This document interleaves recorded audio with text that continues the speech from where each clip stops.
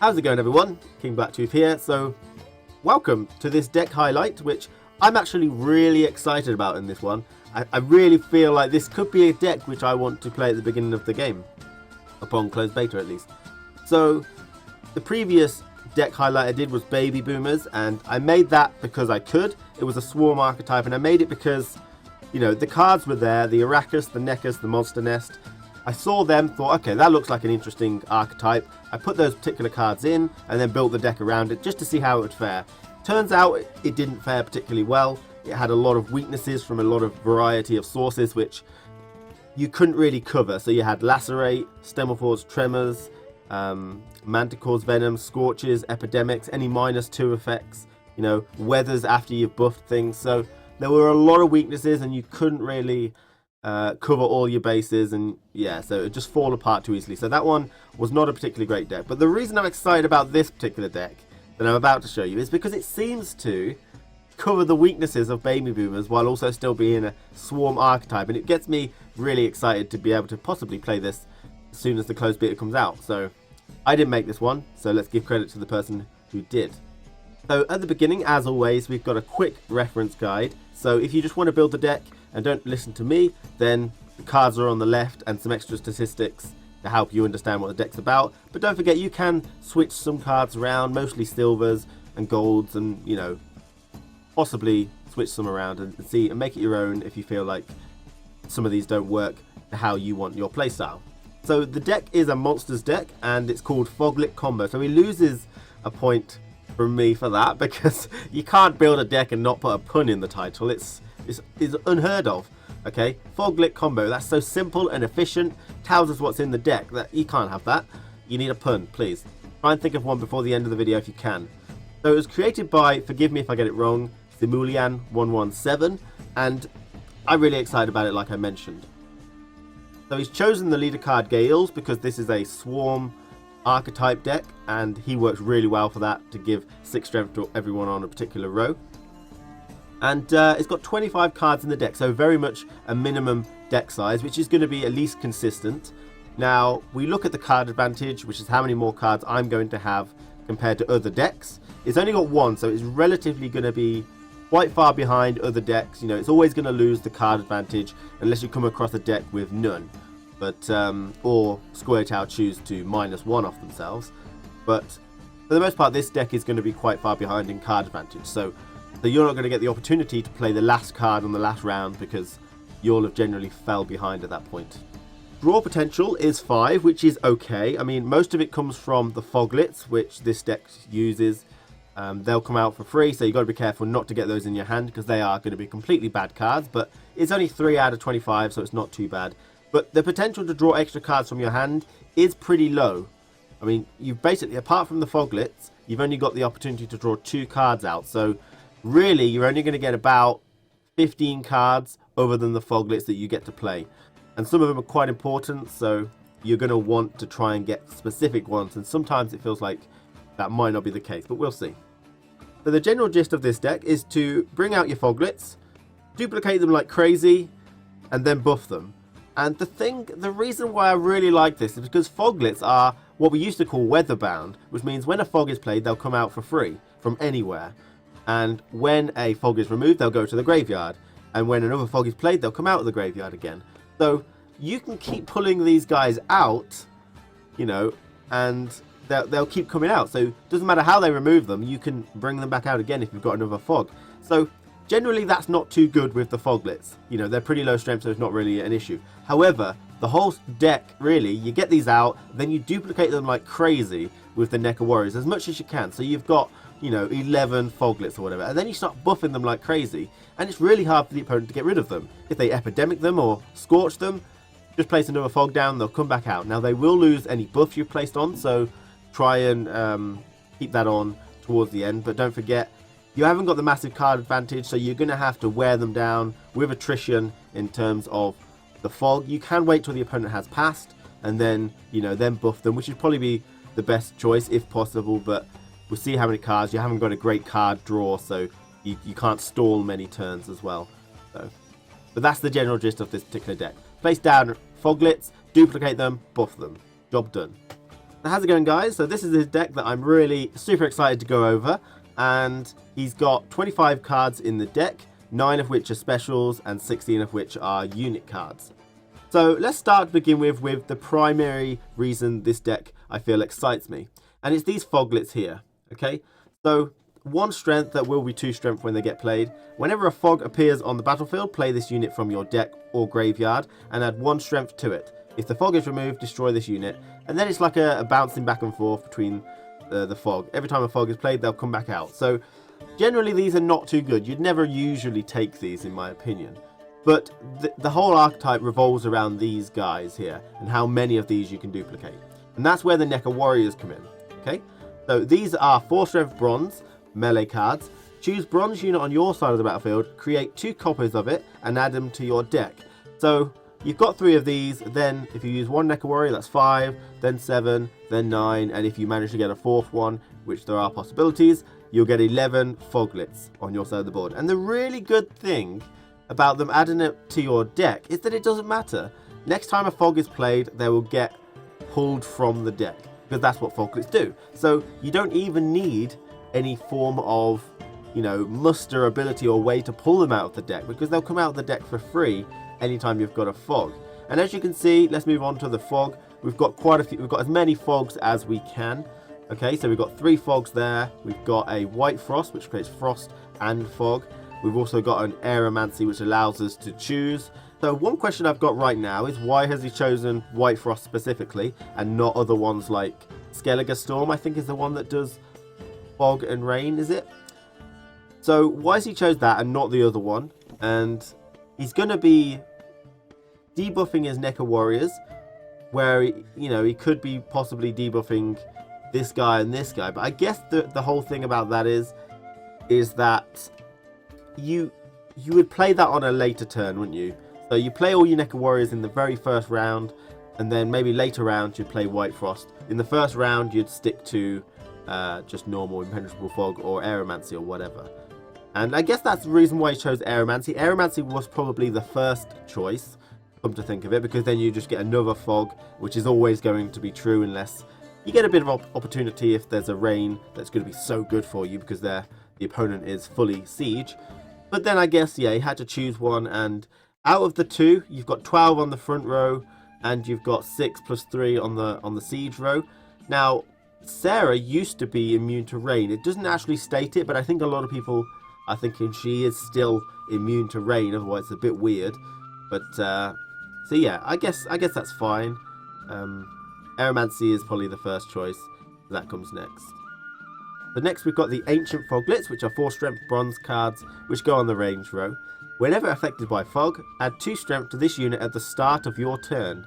So this is a bit of a controversial one. It's either really good or really bad, or not, well, quite bad.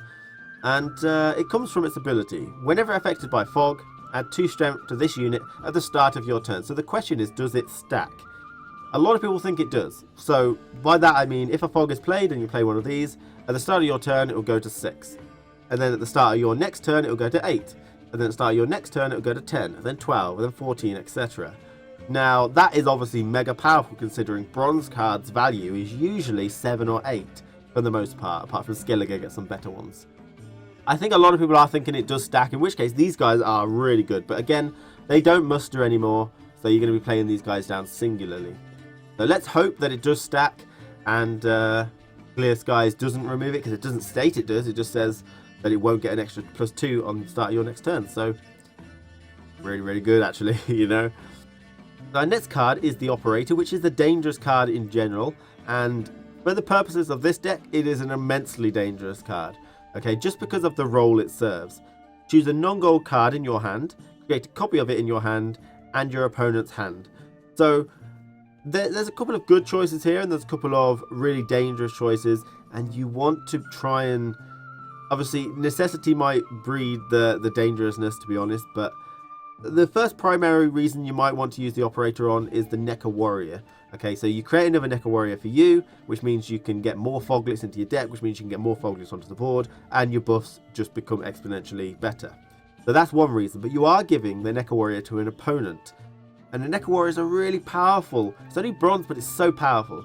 it's constricted to monsters for a reason, okay? Because if you give it to, say, Northern Realms, they've got some immensely powerful bronze cards. Things like the Reaver Hunter. When played, they add 1 strength to all of the Reaver Hunters and have a 2-turn timer to pull out the next Reaver Hunter from the deck. So it's like a muster, which does it by itself, a little slow, and they buff each time one comes out. So if he has a Neca Warrior, he can duplicate his Reaver Hunters. So he's got about 4 more in the deck, and then it'll pull them all out, and they'll all get incrementally higher, which is just, you know, really powerful. You've got things like the Reaver Scout. Okay, that can pull itself out of the deck. It can like pull out basically all its copies from the deck in some form of combo. And if he gives more copies, that means he's getting more and more and more bodies onto the board for free, which is crazy. But even if he doesn't have ways to pull certain cards out, like the Blue Stripes Commando is a really powerful one. Anytime one of those gets played, it adds +2 to all copies of it. Or you got Redenian Knights, which are just 8 strength, nothing, okay? No ability. But even those cards can be really, really effective because of reinforcement, which is going to be guaranteed to be taken by Northern Realms because it's so good. And what that does is it pulls all copies of this card out of your deck instantly.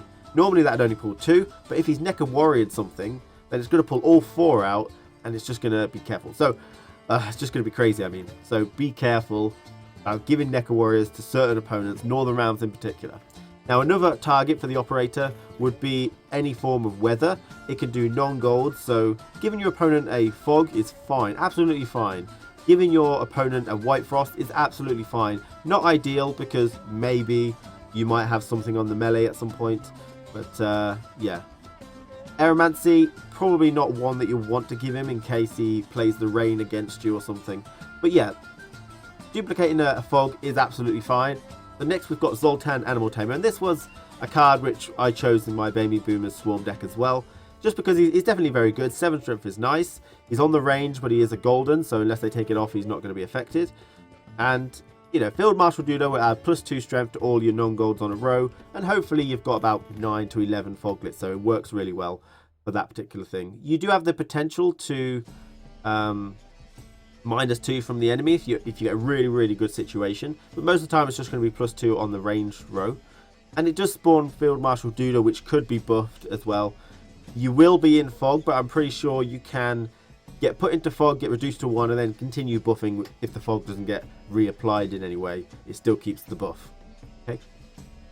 The next one is Leshen, and he's going to be an absolutely important card in this deck, which creates you a free Impenetrable Fog and creates free Rabid Wolf units, which I think are relatively cheap. They might be melee though, rather than ranged. But the Impenetrable Fog itself is worth it, and the 7 strength, and you get some nice fluff to go on there as well. So Sarah is going to be a really, really nice one, especially if you are competing with weather effects a hell of a lot. So 3 strength silver goes on the range row. Add 4 strength to this unit each time a weather effect appears on the battlefield. It doesn't say she's immune to rain anymore. She might not be, so be careful about that. You haven't really got anything that will play a rain, but your opponent might do. But I still think she probably should be immune to rain, but maybe not, I don't know. Take a judgment there. But yeah, so she's going to get really high, especially if you're competing for strength. When you want to use her is probably in the later rounds when you're really pushing your final push, because she's going to get up in strength quite quickly, I think.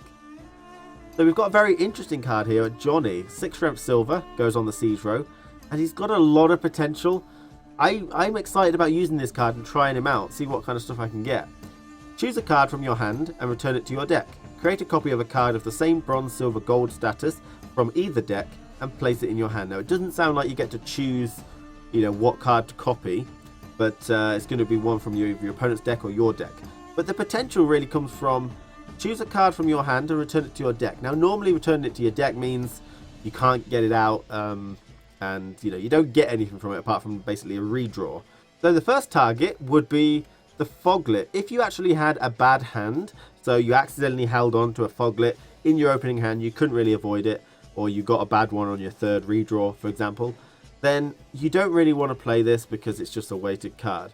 But Johnny basically adds a safety strat there. If you get a Foglet in your hand, then you can just choose that as a card to put back into your deck and create a copy of another bronze from either deck. Putting the Foglet into your deck is absolutely fine.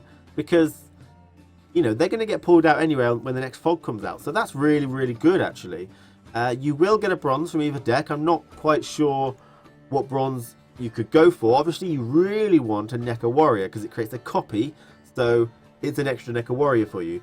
The odds are against you, but that would be the optimal circumstance. There are some other ones from other people's decks for bronzes which could benefit you a lot, like Elven Mercenary. Play a random special card from your deck. Use it in like round 3 when you don't have any draw potential left, so that anything you do pull out is not going to be a waste. Obviously, make sure if you've still got Commander's Horn in there that you want to be careful with that. You make sure that you want to be able to buff at that particular time. But yeah, it could be played quite smartly, because you are placing the card into your hand. So I really like that. Now there are other, you can copy basically anything here and put it back into your deck if you want. So you know, you could do the Operator if you really feel like, okay, I've got enough weathers, I really don't want to give him a Neca Warrior because he is played in Northern Realms.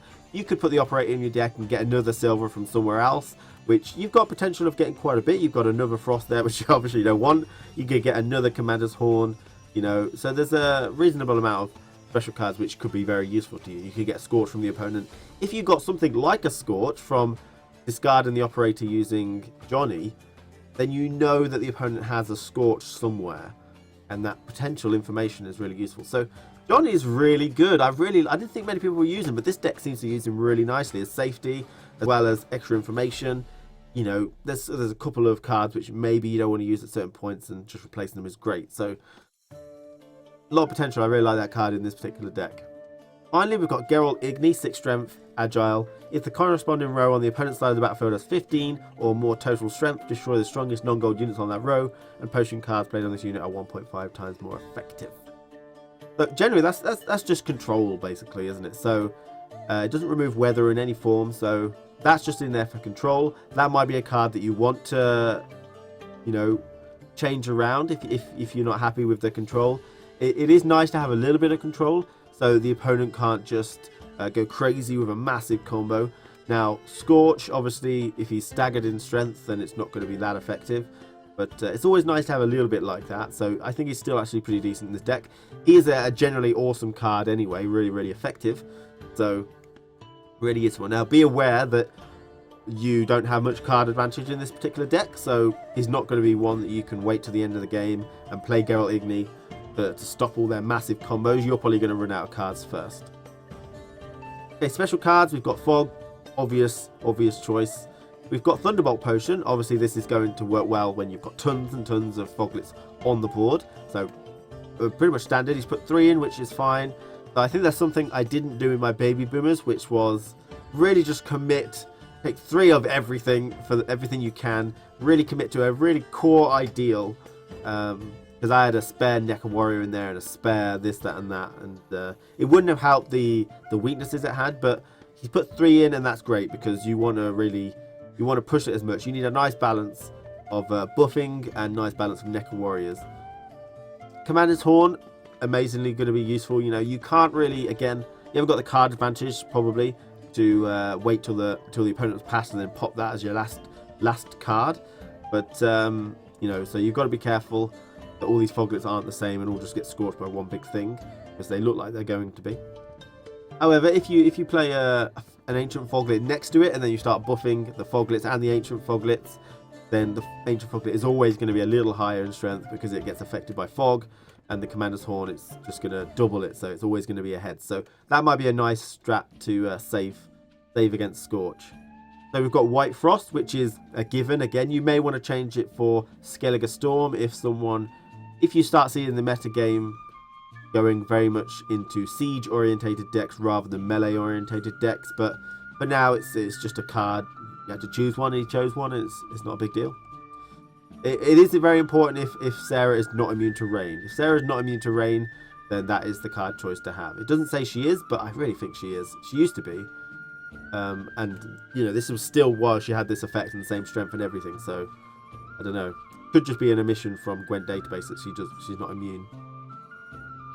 Aeromancy, obviously perfect card. That's a really good card to have just because it gives you another Fog. You don't really want Frost and Rain because it will ruin your guys. But having the option, if you haven't placed any Neca Warriors down this particular round and the enemy goes in really heavy with melee, then the option's there if you've got a nice amount of fog already. And finally, we've got Avalak. This is your one source of card advantage. Like I mentioned, you haven't got enough card advantage, and he's the only one that gives it to you. So if you don't use him, then you're not going to have any card advantage. And obviously, you have to get your card advantage from just making the opponent waste more resources, which is pretty hard to do. And so you're not going to be able to use him on the final round after the opponent has passed to get 2 cards, and the opponent gets one that you can't use. That's not an option for you, really. So you're basically just going to use him. Make sure you've played your Foglets. Make sure they've come out of your deck first. There's not really much else that you need to worry about. I think that's it, really. Just make sure your Foglets are out of the deck before you start drawing cards. Okay. So don't forget, we've got the Gale's leader card, which, it's a bit dangerous, but it is good. It sets all the strength of non-gold units on a particular row to 6. Now, I believe that is green buffed, so if they get removed and come back, they'll go back down. I don't think it's original strength, but we can hope. But that carries a couple of dangerous situations in it as well. For the first point is that ancient Foglets which are on the board at the same time as Foglets generally just protect the Foglets from one big massive scorch, because they're all going to be the same strength. Even if you've got both of these on the board and you start buffing them with, say, Zoltan or Commander's Horn, then the ancient Foglets are going to be always still ahead, which is really, really good. But if you set them all to 6 and then start buffing them in anyway, it's generally going to be an easily scorchable target if you set them all to 6. And you don't really have anything here which is going to be better than 6, apart from maybe Sarah if you've committed a few weathers before you use Gales.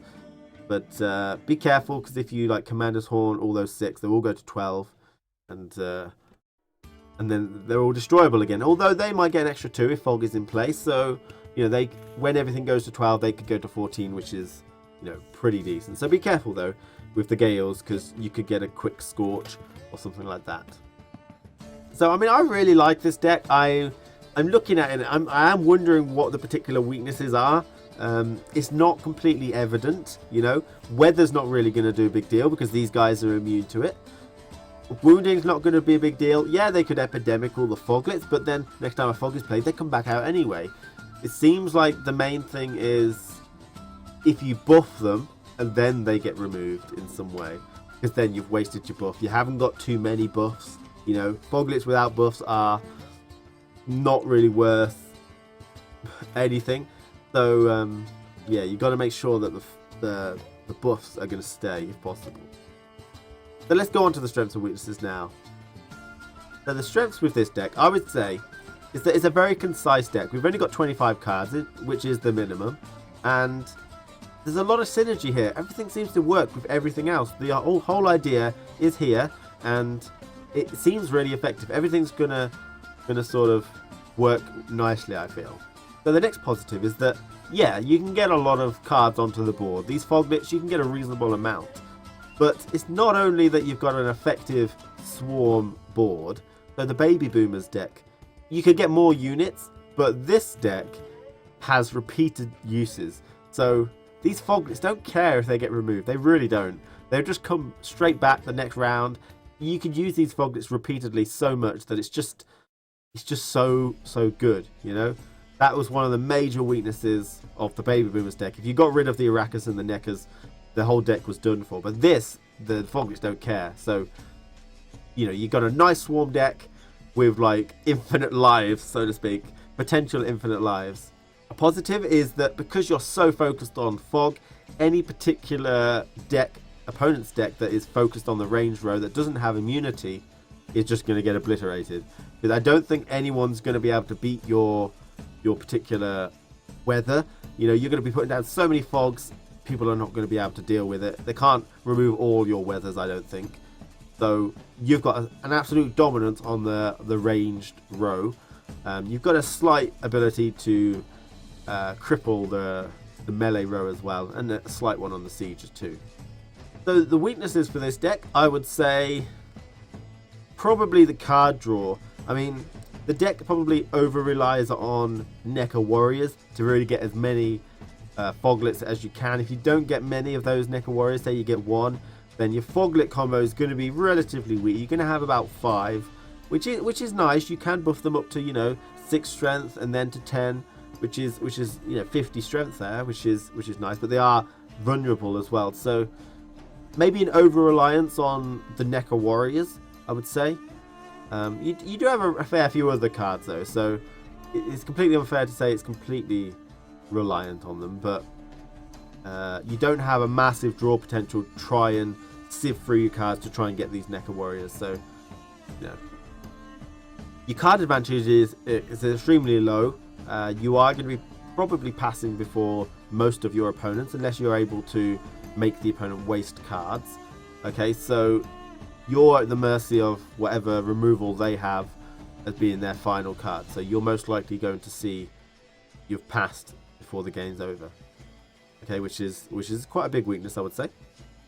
So I am finding it a little difficult to come up with any more weaknesses for this particular deck. The Foglets are a little low in strength initially, but I feel like I'm nitpicking so hard here.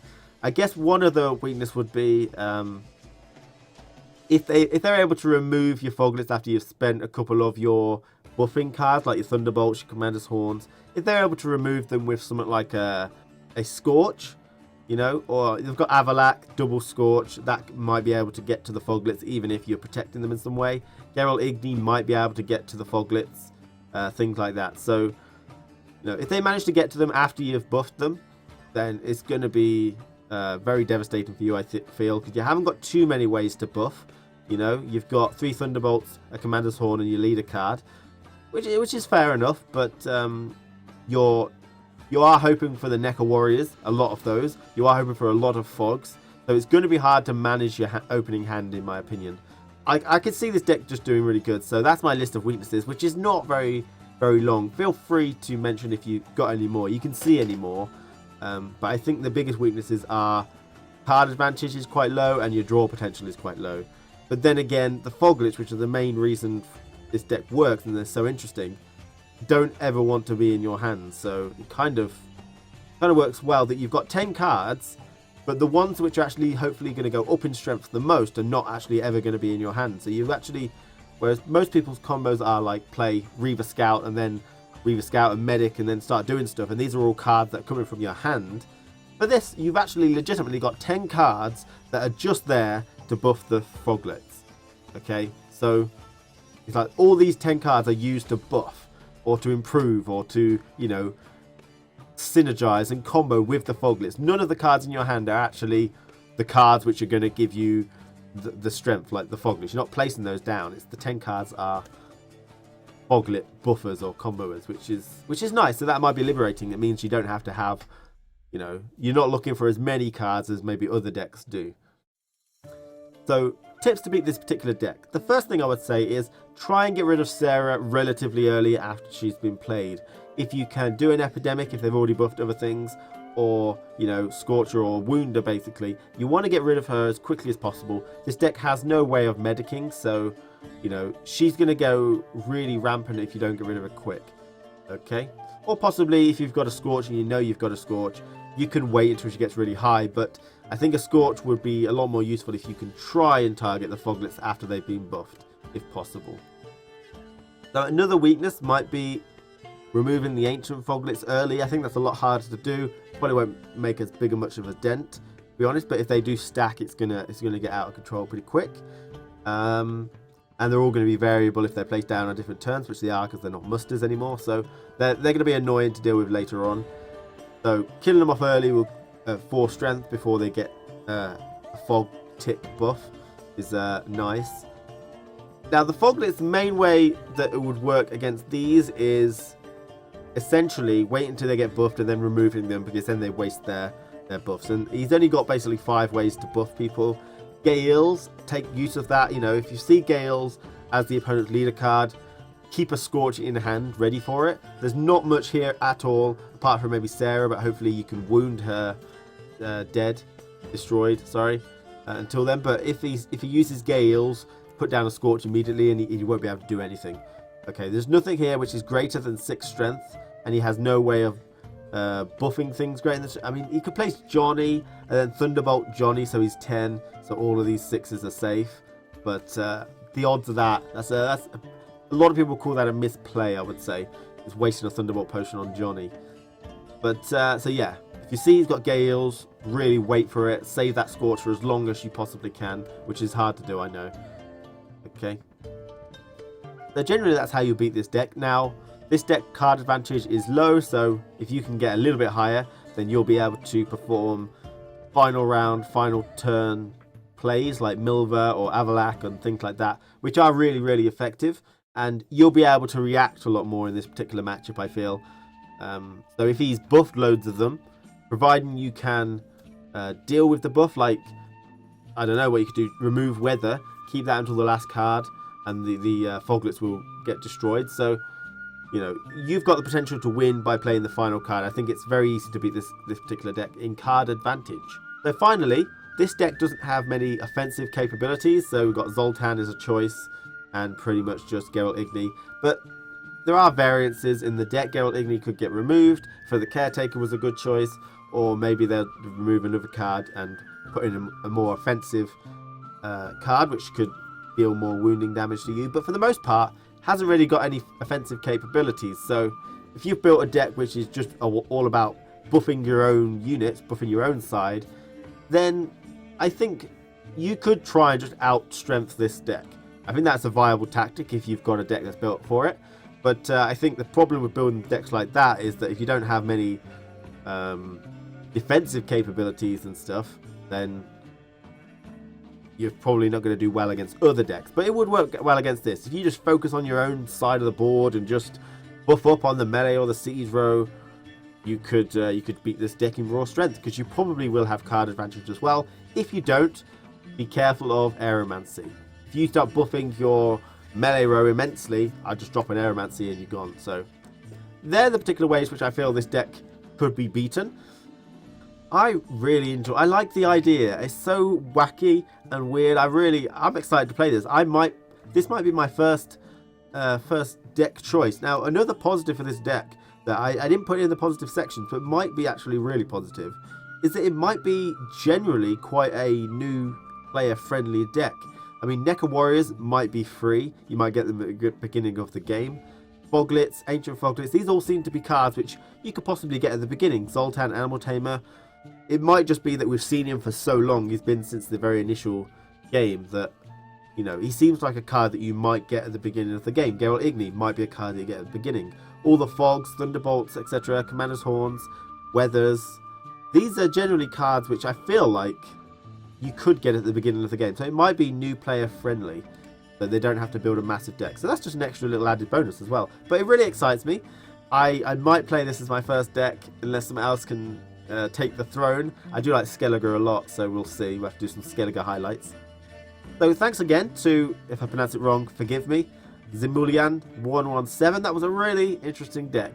And thanks to anyone that, you know, has built similar decks. I mean, I can't look at all the decks, so obviously some people have built similar decks and felt like I haven't given them a shout out for the same idea. Then shouts outs to you. But really impressed with the thought process and the creativity you guys are having with building decks. But that's it, guys. So thanks for watching, everyone. Take care. Not long to go. We've only got a few days to go. How long left? 1, 2, 3, 4, 5, 6 days to go. Yeah.